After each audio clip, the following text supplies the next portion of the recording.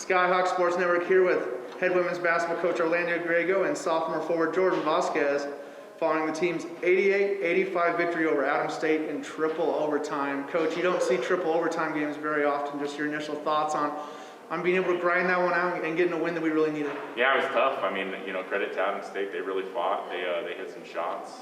They competed. They're really scrappy, well coached. The biggest thing for us, though, is we kept fighting. And we stuck together, and ultimately it was a long game. We're going to need a lot of ice for a lot of players, but we're very happy that we won the game. Very, very happy. Jordan, you played almost 52 minutes tonight. Just what did it take? Just pull through there in the third overtime. You had a couple of big baskets. Just to keep the legs going there. I mean, I had so much adrenaline. Like third overtime, I'm like, all right, let's go. Like those overtime hits, and I really don't feel it during then because there's just so much adrenaline, and it's exciting. That's what we want. We want to play basketball, so we got to today. Yeah, a lot of it. 56 points, or 56 points, I'm sorry, in a week against Adams. You had a brief career high of 27 against them, and then 29 tonight. Just, what were you able to do from the defensive looks they were showing you to be so productive this week?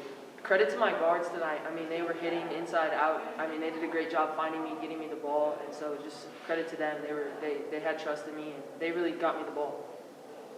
Coach, I mean, what can you say about a game where you guys win with 27 turnovers and the other team hit 16 threes? Just, what do you have to do to win a game when those two stats are going against you? Yeah, I mean, we didn't defend as well as we could have, going down the stretch.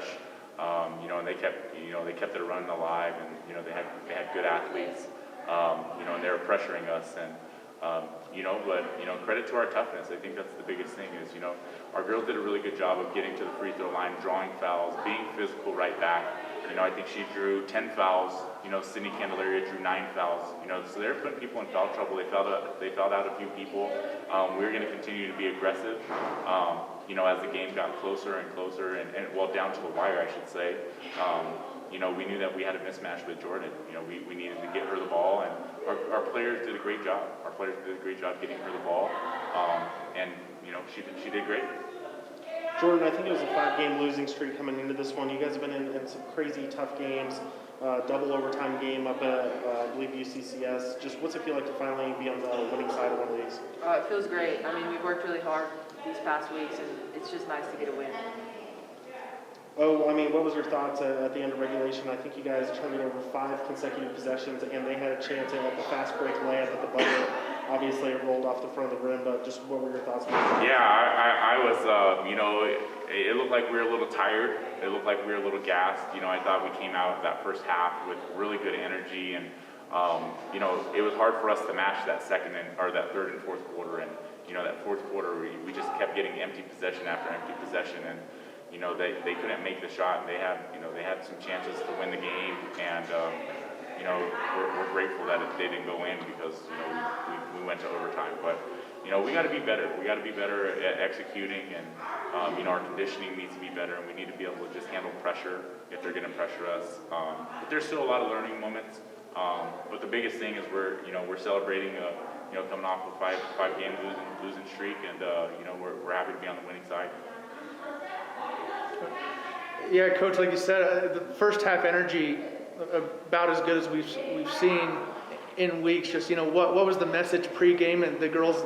I mean, you guys ended up building a 15-point first half lead. Yeah, I think the biggest message was just continue doing what we've been doing in practice.